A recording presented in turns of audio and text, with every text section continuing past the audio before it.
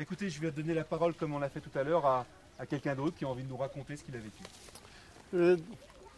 dushobora guha ijambo buri wese ushaka kugira icyo avuga nk'uko byagenze mu mwanya washize. twebwe tukiri kuri umusozi wa Gitete hari abantu benshi urumva abantu bari bataniye b'amakomine atatu Gishyita, Rwamatamu, Gisovu n'abari abantu benshi. Lorsque nous nous trouvions sur la colline Gititi, nous étions très très nombreux parce qu'il y avait des gens, des réfugiés qui arrivaient de 3 communes, Rwamatamu, Gishyita et Gisovu. Ces personnes venaient nous rejoindre sur la colline Gititi. Kuri tariki ya 13 tukimara kubona imodoka iriho imbunda nibwo bwa mbere muri aka gace kabisa serukali kabonye imodoka iriho imbunda. Et c'est ce 13 mai que nous avons vu pour la première fois un véhicule qui transportait une grosse arme. Tukimara kwibona twavuze tuti wapfuye yarapfuye tuti none ubwo hajemo abazungu tutahara agahenge kaba kabonetse. Lorsque nous avons aperçu ce véhicule alors nous nous sommes dit puisqu'il y a des blancs dedans celui qui est mort est déjà mort, mais celui qui a survécu jusqu'à présent, là, il va peut-être être sauvé. Autrefois, même avant ça, nous voyions des blancs comme des gens bien. Quand ils venaient nous voir à nos écoles, ils nous amenaient des jouets, donc on les trouvait des gens bien. Mais ce que nous nous disions, ce que nous imaginions ne s'est pas passé comme cela. Nous avons vu plutôt en ce moment-là des balles qui nous tombaient dessus. C'était des bruits de tirs tout à fait différents. C'était des tirs tout à fait différents de ce que nous connaissions avant. Parce que ces tirs, ces balles faisaient un énorme bruit. C'était différent de ce que nous entendions auparavant. À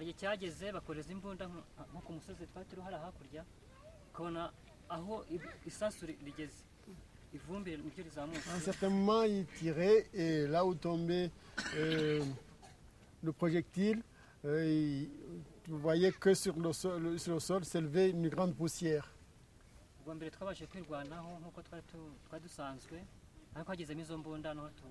Auparavant, nous avions tout le temps essayé de nous défendre comme on le faisait d'habitude, mais après ça, quand cette arme est arrivée, nous n'avons plus rien pu faire pour résister. Vous voyez cette colline en face, vous voyez sa taille, et là il n'y avait aucune maison là-bas. Ça s'est construit récemment. Et si c'est nécessaire, nous irons jusqu'à là-bas et vous verrez les autres collines aussi qui sont derrière celle-là. Et dont la colline de Muyira. Dans la colline appelée Kagari. Ces deux collines aussi, sur ces deux collines aussi, il y avait beaucoup de monde.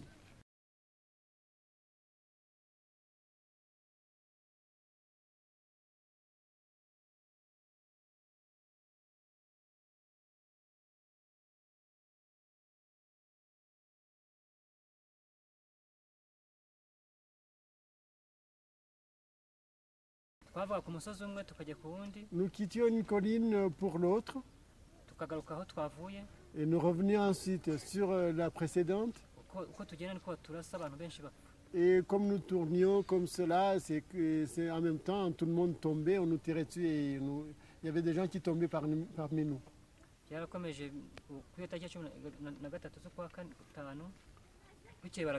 Et cela a continué lors de cette date du 13 mai et le lendemain ils sont revenus. Et là ce furent surtout les femmes et les enfants qui furent exterminés en très grand nombre. Et les hommes eux aussi ils avaient les oreilles qui n'entendaient plus et ils étaient devenus presque sourds à cause du bruit des armes.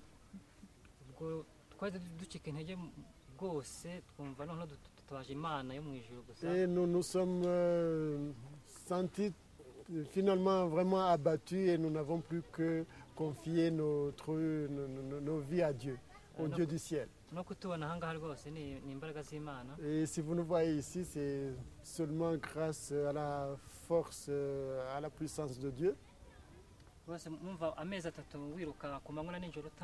3 mois en courant sur cette colline, sans boire, sans manger, sans avoir de l'eau.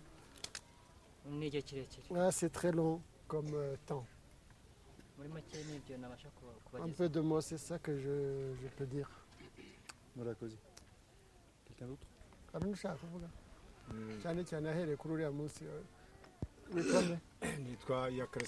Je m'appelle Yakare Simeon. icyo nabwiraho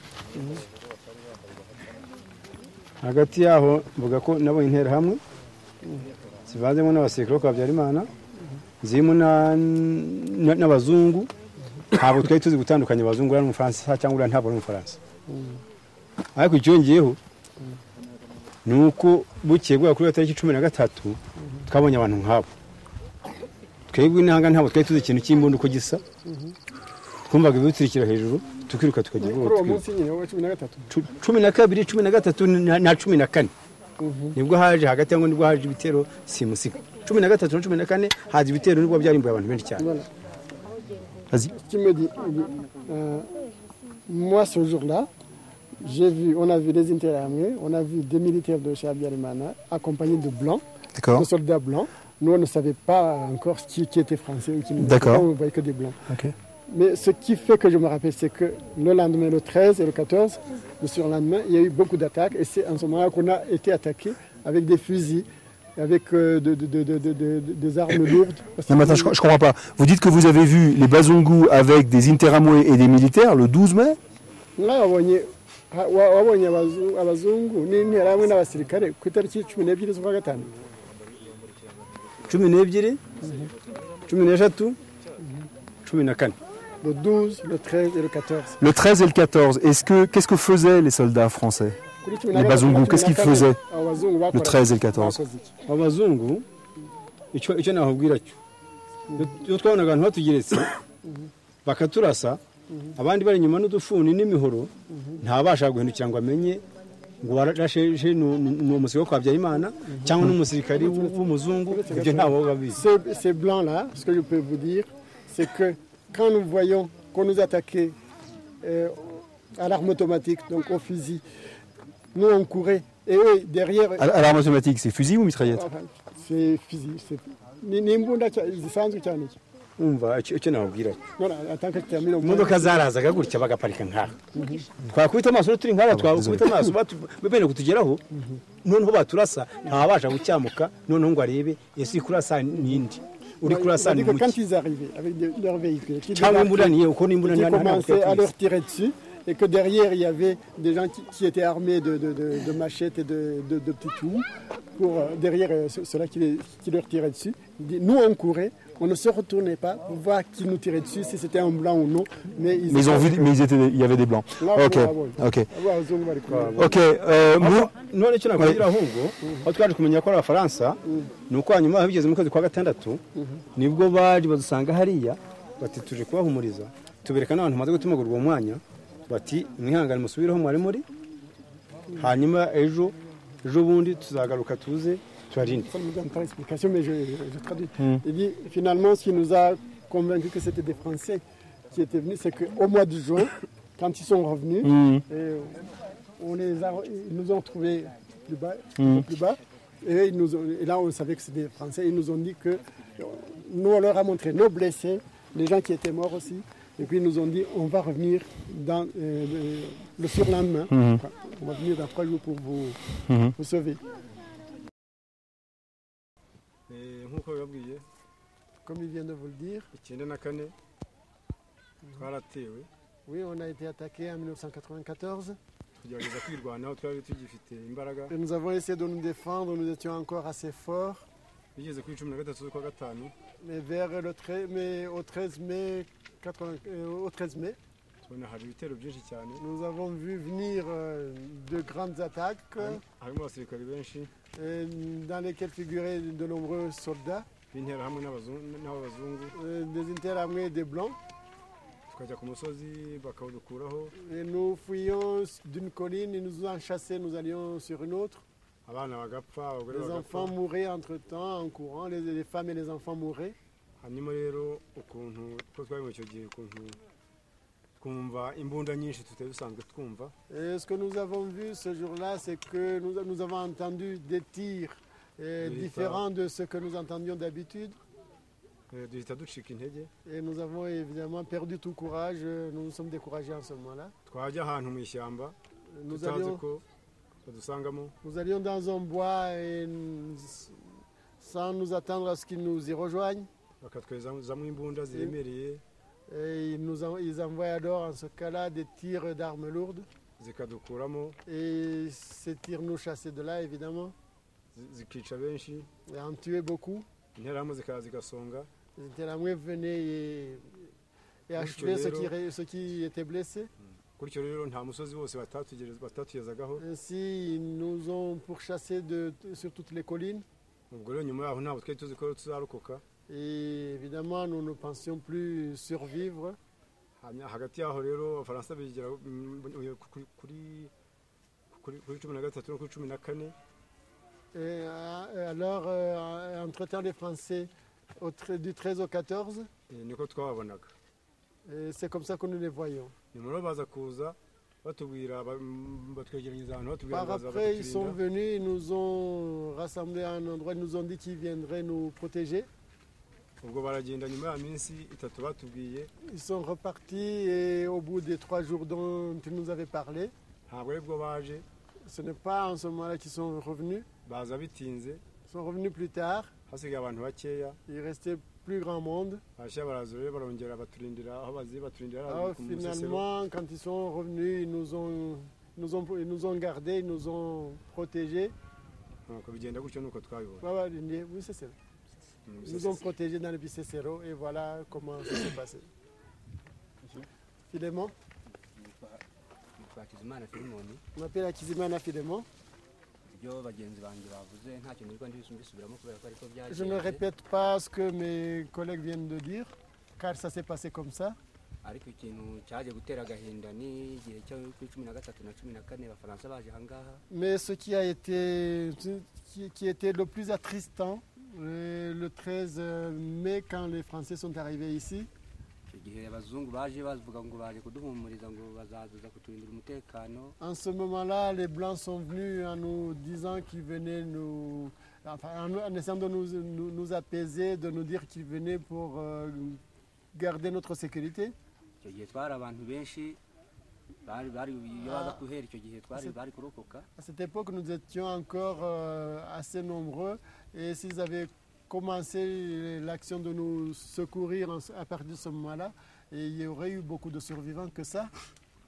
Icyo gihe bagenda bagiye gutaha baratubwira ngo twihangane bazagaruka nyuma y'iminsi 3.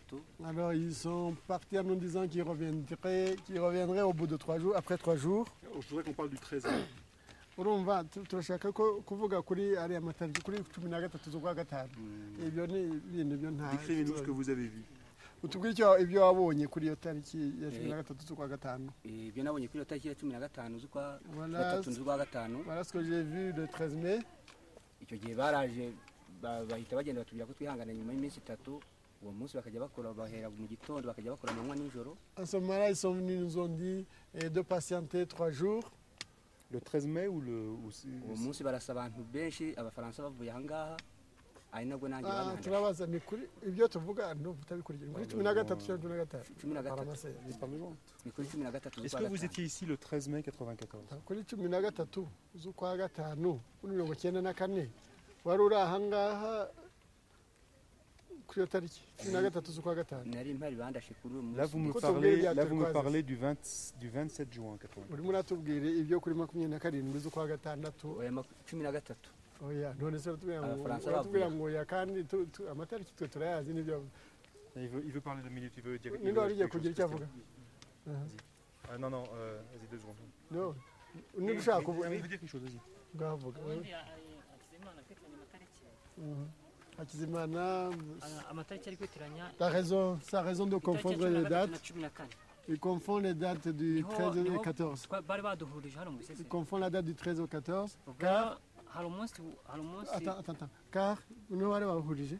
niho baduhurije hano mu bisesero mbese mbese gusabiriza kugira ngo abantu bose hirya no hino mbese Car c'est là que nous avons été attaqués très intensément ici dans le Bicécero. ubwo rero icyo gihe cya mbere cyo ntabwo cyatugirira akamaro nk'uko bari babitwijeje. Alors, cette première période-là ne nous a pas été salutaire, contrairement à ce qu'on nous avait promis. Icyo nagira ngo nungane na mugenzi wanjye. Ok, C'est ce que je voulais ajouter. merci. Wowe uravuga iki? nitwa Ruzindana Kazimiri Je m'appelle Ruzindana Kazimir. Oui. 1994 itangiye 1904 turashaka itariki ya 13 ibyo nous raconter itariki toute la vie. cyane cyane mu kwezi kwa gatanu 13 mai. Hein. Turashaka itariki ya 13 z'ukwezi kwa gatanu. Niba warayibonye utarayibonye ubwo. narayibonye ku itariki 13 z'ukwezi kwa gatanu Le 13 mai 80, oui. hazamutse imodoka nyinshi Oui. Ils sont montés plusieurs véhicules par ici. zirimo interahamwe n'abazungu Il y avait benshi des interamés et des blancs, assez nombreux. baraza kuri uyu musozi bahagarara hano ku muhanda Ils sont venus sur cette colline, ils ont stoppé, ils se sont arrêtés sur cette route. bari hakurya kuri uyu musozi wa Gititi Nous nous trouvions sur la colline en face, c'est la colline de Gititi. bashinga imbunda nini hano zitari zimeze nk'iz'abaturage bandi baturashishaga b'interahamwe Ils ont implanté un fusil ici, une arme à feu que nous ne connaissions pas, que les interamés ne possédaient pas. bakaturasa ibisasu binini twari abantu b'abaturage tutazi n'ibintu Ils by'imbunda nous ont envoyé des obus ou des balles de gros calibre. Hanyuma. noneho interahamwe nazo zikatwiruhamo abasigaye zikajya zibasonga Alors les interamés, eux, venaient achever ceux qui étaient blessés. baradukurikiranye bahagarara kuri uriya musozi wo hakurya Nous ont poursuivis et ils se sont placés sur la colline là, en face. baratumanura batugezamo hasi muri rugona Ils nous ont repoussés jusque dans la vallée, muri rugona le Mugezi. ni umusozi wo hasi Ils nous ont poussés sur la colline plus bas, la colline de Rubona. uwo munsi hapfa abantu benshi cyane Rubona. witwa Colline Rubona. rugona Rugona. C'est la colline Rugona. hapfa abantu benshi cyane abagore n'abana benshi barapfa cyane Et ce jour-là, il est mort beaucoup de gens, surtout des femmes et des enfants. bukeye ku itariki 14 Et le lendemain, le 14, barongera baragaruka nanone bari kumwe n'interahamwe nyinshi cyane ils n'abazungu sont revenus encore avec toujours un très grand nombre d'interamés de blancs. badusanga ku musozi wa Muyira Et nous ont attaqués sur la colline de Mouira. ariho twakundaga guteranira C'est sur cette colline que nous nous rassemblions le plus souvent. baraturasa n'imbunda nini cyane Ils nous ont tiré dessus avec une très grosse arme. interahamwe zitwiruhamo hapfa abantu benshi cyane n'abari basigaye uwo munsi hafi ya bose hasigaye ingerere Alors les interamés, eux aussi sont venus, ils ont achevé ceux qui étaient blessés. Et ce jour-là, il est resté vraiment très peu de monde. hari harimo n'umupolisi wa komine njya mugeze mubona wari uri hano Parmi les attaquants figurait un policier communal, je crois que vous l'avez déjà vu. witwa Rwigimba Sylvestre Il s'appelle Rugugimba Sylvestre. nawe wari urimo aturasa n'interahamwe nyinshi cyane Lui aussi nous tirait dessus en compagnie d'un énorme grand nombre d'interamés. uwo munsi badutemera ku musozi aho i Kagari Ce jour-là, on nous a coupés sur la colline Kagari. uwo munsi ababashije kurohoka ni 1%. Et ce jour-là, c'est peut-être seulement 1% qui a survécu. n'uwaba yarasigaye n'Imana yaba Et yaramuhagazeho celui qui a survécu, c'est seulement grâce à Dieu qui l'a protégé. ibyo nabashije kubona Voilà ce que j'ai vu. Murakoze. Murakoze nawe.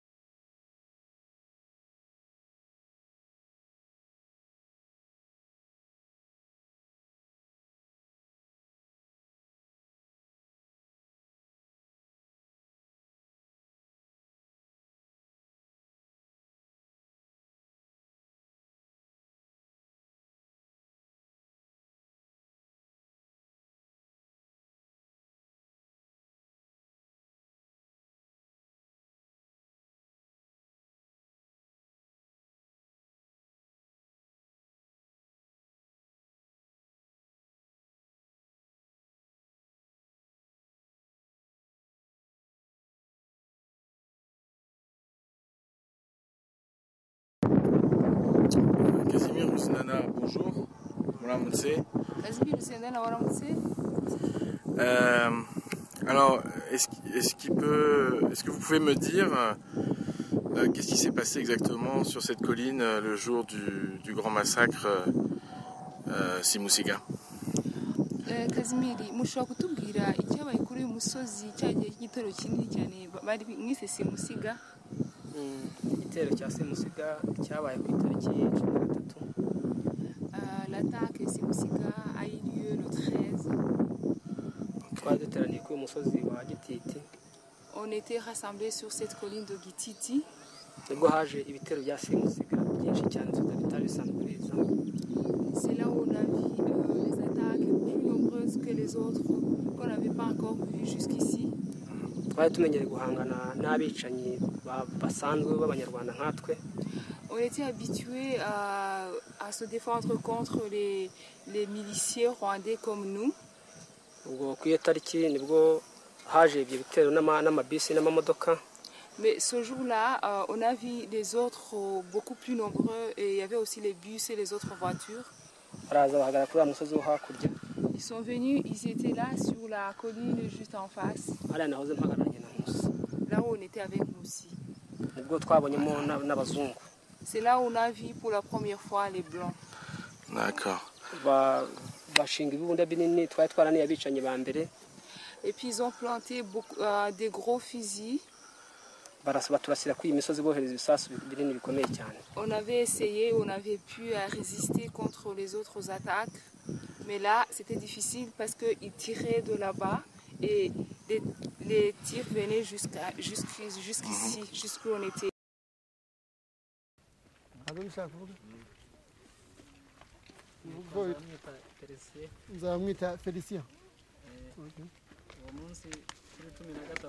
Ce jour-là, le 13 mai, nous avons vu soudain toutes les collines couvertes de personnes, de gens.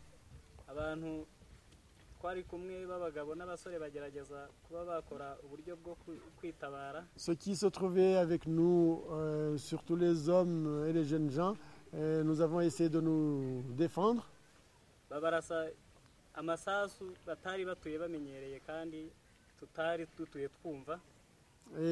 Mais on leur a tiré dessus avec on nous a tiré dessus avec de grosses armes, avec des tirs puissants auxquels nous n'étions pas habitués.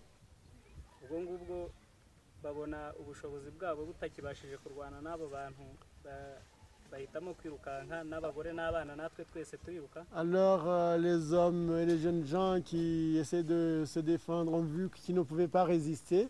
Ils ont alors choisi de fuir et évidemment nous aussi, les enfants et les femmes, nous sommes mis à fuir.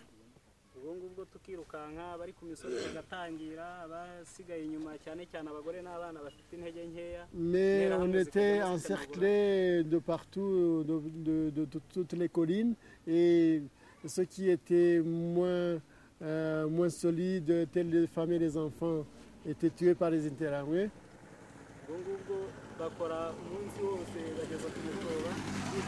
Et là, ils ont travaillé toute la journée jusqu'au soir en massacrant les gens. Et le lendemain, le 14, ça s'est répété comme ça. Et ils ont vu finalement qu'il restait très peu de monde, très peu de survivants.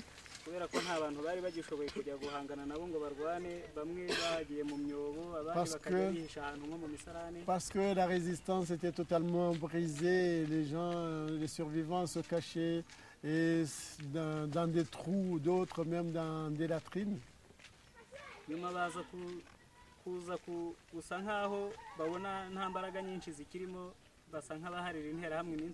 Donc ils ont compris qu'il n'y avait plus de force, plus de résistance et ils ont laissé le soin cette fois-ci aux Interahamwe d'achever le travail. Et puis sont venus des Blancs.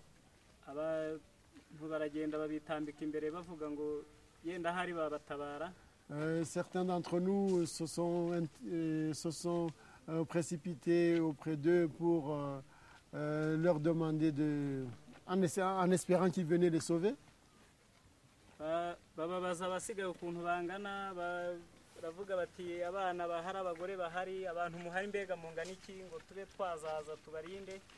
Ils leur demandèrent combien avaient survécu, combien de femmes, d'enfants, pour qu'après ils reviennent les protéger.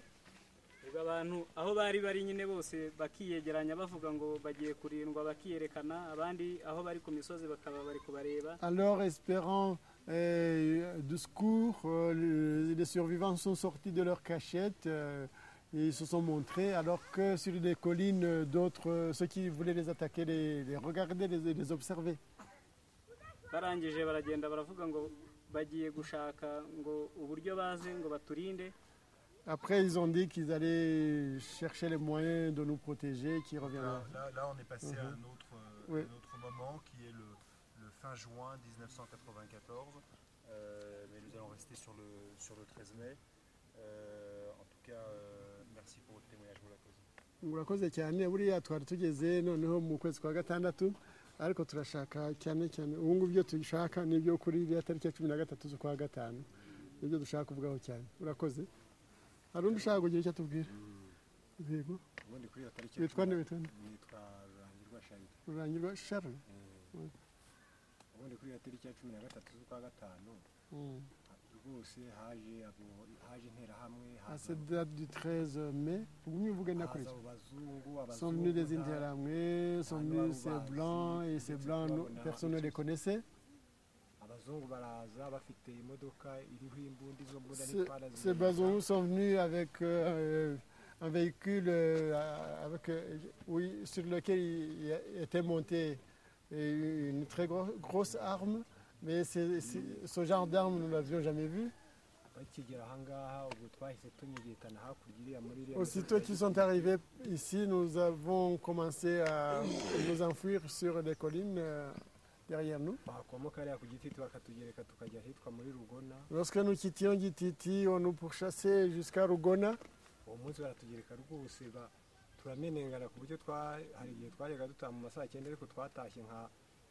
Ce jour-là, nous nous sommes éparpillés partout et nous n'avons plus pu nous rassembler pour rentrer. Parce que d'habitude, nous rentrions vers les 15 heures. Et le lendemain, ils sont revenus, le 14. La situation s'est répétée comme la veille. Celui sur qui il tirait, qui ne mourait pas tout de suite, les interahamwe passaient et l'achevaient. C'est ça que j'ai vu. Merci. Quelqu'un d'autre vous parle?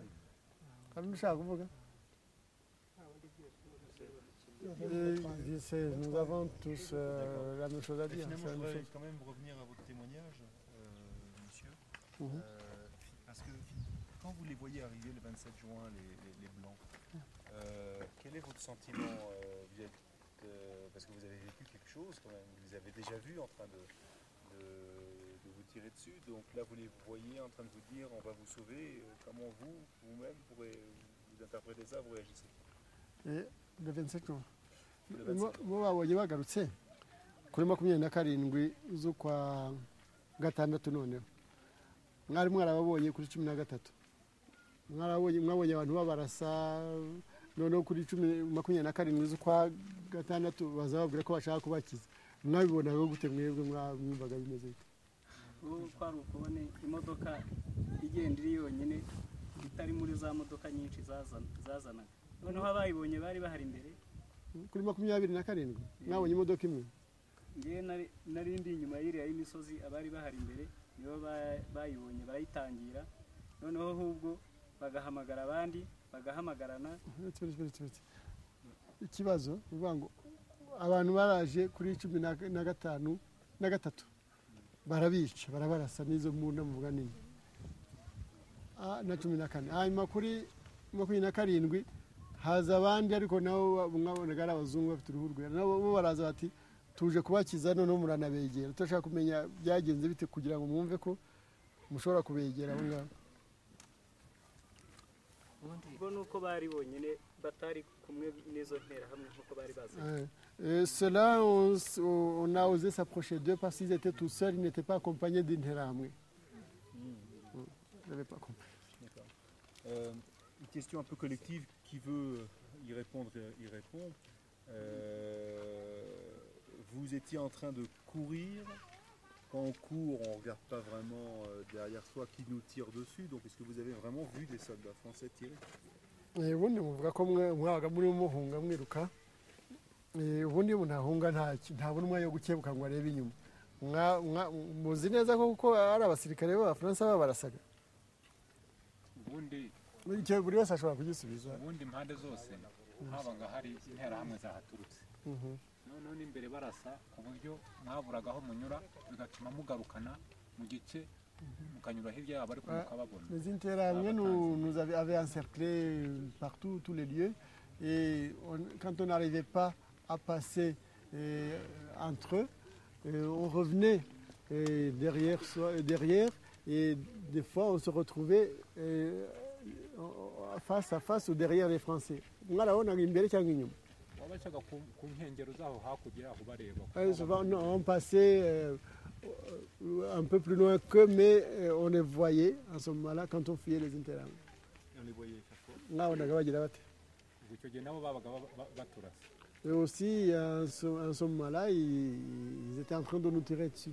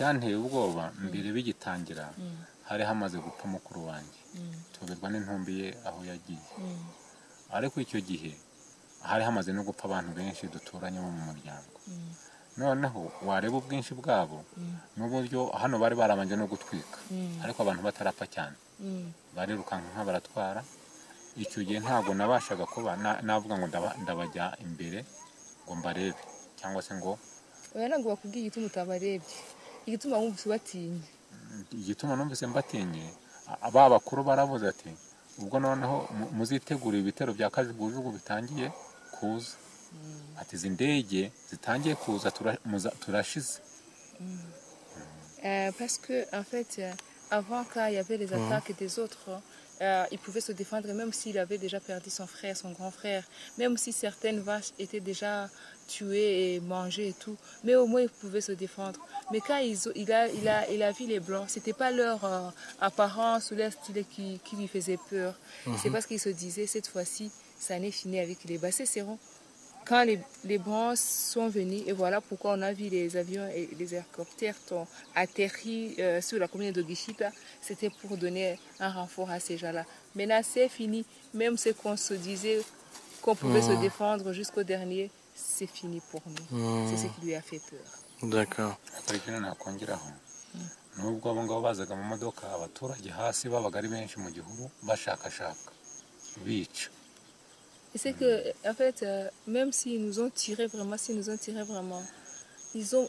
que les gens sont morts, mais ce qui a fait qu'il y ait beaucoup de morts, c'est qu'il y avait les blessés, tirés, donc qu'on pouvait même peut-être plus tard sauver. Mais chaque fois, parce que les tirs avaient affaibli les gens, il y avait les miliciens, les autres, donc les miliciens Hutus, qui continuaient à aller chercher les faibles qui ne sont pas encore morts pour les achever.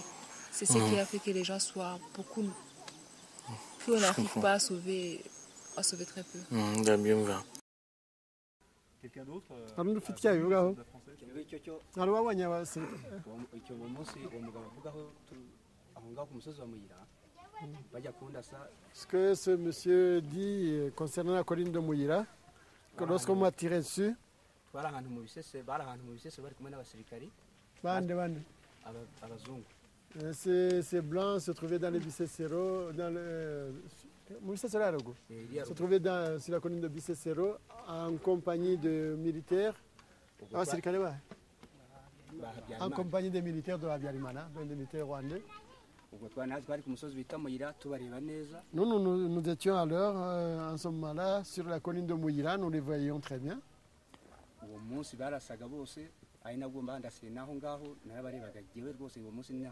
Ce jour-là, tous y tiraient et moi je me trouvais sur la colline de Muyira. C'est là que j'ai été blessé en ce moment-là.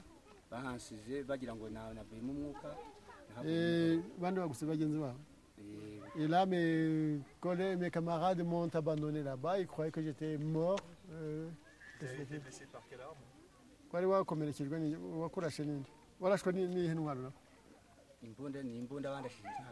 C'est un fusil, je ne sais pas lequel, je ne connais pas. On m'a tiré dessus à partir d'un véhicule. C'est la blessure que vous m'avez montrée tout à l'heure là?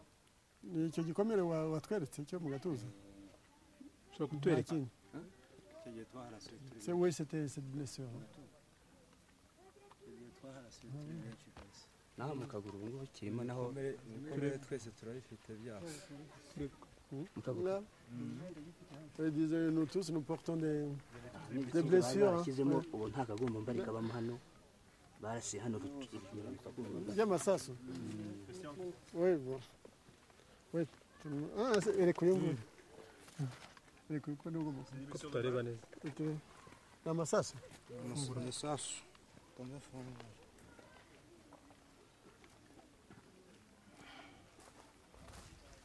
C'est une balle? Oui, n'isasu. N'isasu ryahezemo bararibaga. Barikuyemo. Oui, c'est une balle, mais on me l'a enlevé parce qu'elle n'était pas sortie. Ce qui m'a sauvé, c'est que je suis tombé dans un buisson et je suis resté là et évanoui. Oui, oui, il y avait oui. C'est une fusil française. Ça, on ne sait pas encore. On va dire. Lui aussi.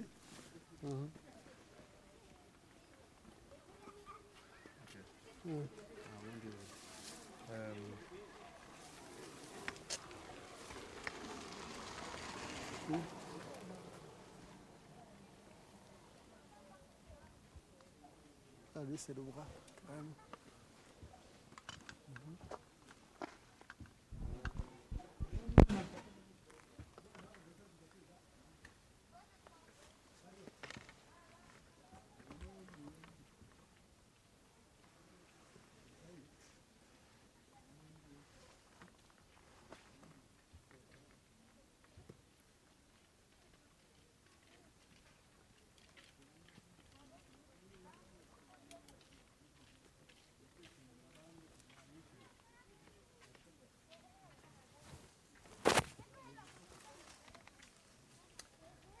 Moula Cosé.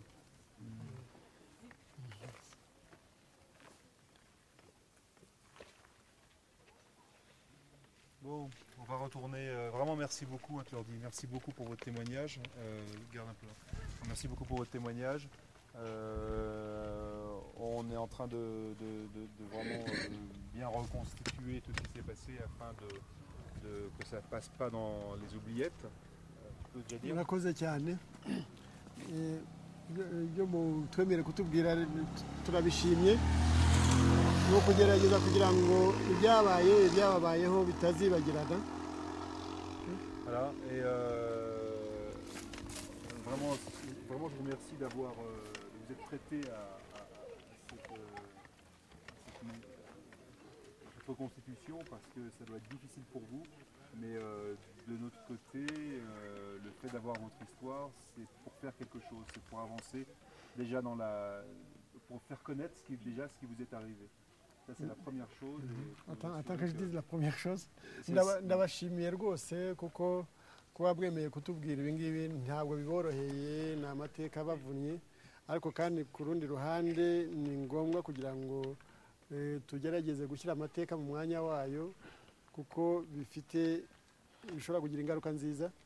J'étais venu ici en avril dernier, certains doivent se souvenir de moi, enfin j'en reconnais certains en tout cas. Ubundi naje hano mu kwezi kwa kane, hari bamwe muri mwebwe mbona nibuka, ndibaza ko namwe hari abanyibuka. Je me rappelle que vous avez promis qu'on entendrait parler de ça. Ndibuka ko nari nabijeje yuko muzagira ikindi gihe mwongera kumva tubivugaho. Je tiens parole. Par contre, il y a beaucoup de travail. C'est pour ça que j'ai mis tant de temps encore avant de revenir. Ngerageza kubahiriza ijambo navuze nubwo natinze kuza no kubera ko hari akazi kenshi ko gutegura kugira ngo tuze kubikora. Je suis en présence d'une journaliste américaine d'un grand journal. Ndi kumwe n'umukobwa w'umunyamerikakazi, ni umunyamakuru, akora ikinyamakuru gikomeye cyane. Qui sont loin d'être indifférents à ce qui vous est arrivé. Icyo kinyamakuru akorera n'abandi bakorana ntabwo ari abantu bayoboye ibyabaye cyangwa ibyabayeho babifite ku mutima cyane ko barabizi. 2 mois après être revenu d'ici, j'ai été invité à une conférence à Paris. Nyuma y'amezi abiri mvuye hano muri kiriya gihe natumiwe mu nama mu kiganiro mbwirwaruhame i Paris mu Bufaransa. Il y avait le président de l'université que vous connaissez peut-être pas, mais c'est une grande université française qui s'appelle la Sorbonne. Hari umukuru wa université ikomeye yo mu Bufaransa niba muyizi ntabwo abizi, yitwa la Sorbonne. Il y avait le directeur du musée de la Shoah à New York. La Shoah, c'est le génocide des Juifs. Hari umuyobozi w'icyo bita musée, ni inzu ndangamimere niko twavuga y'itsembabwoko ry'abayahudi bita barita ngo ni Shoah. Mwararyumvise tugira ngo. Lorsque j'y ai pris la parole, je n'ai pas parlé dans le détail de cette histoire que vous m'aviez racontée parce qu'elle demandait vérification au préalable et beaucoup d'études. Ubwo nafataga ijambo mvuga ku byino ntabwo navuze cyane kuri kiriya kibazo cyanyu uko mwari mwakintekerereje ko byasaba kubanza gusesengura bihagije no kugira amakuru ahagije. J'ai déjà dit que l'implication des Français dépassait la simple complicité. Ariko nahise nsobanura ibyo ari byose icyo gihe yuko uruhare rw'Abafaransa mu byababayeho muri jenoside birenze icyo bita ngo ni akagambane. Ceci fort de vos premiers témoignages. Ibyo kandi nabivuze nabyemeje nshingiye ku buhamya mwari mwampaye kiriya gihe. Et maintenant nous allons passer à l'étape suivante qui va consister à dire exactement ce qui vous est arrivé. Rero noneho tugiye kuzagera mu cyiciro gikurikiyeho ari cyo kuvuga neza ibyababayeho mwebwe. Murakoze. Ubwo ni ibyababayeho bikozwe n'Abafaransa. Ibyo yashatse kuvuga. On va y aller? Oui. On va où? Ok, la suite, je crois qu'il va falloir retourner à Moumoubuga pour retrouver les gens. Et là, je dois dire, je sais trop rien encore. Attends, on demande Boniface, qu'est-ce qu'il fait? Il fait quelque chose, non? Bon, en tout cas, merci. On va lui demander. Dis-le encore une fois vraiment que ça va. Mais on revient ici? Je sais pas. Ok. Moulakosi. Merci beaucoup. Moulakosi. Tout ce qui s'est passé. Murakoze cyane.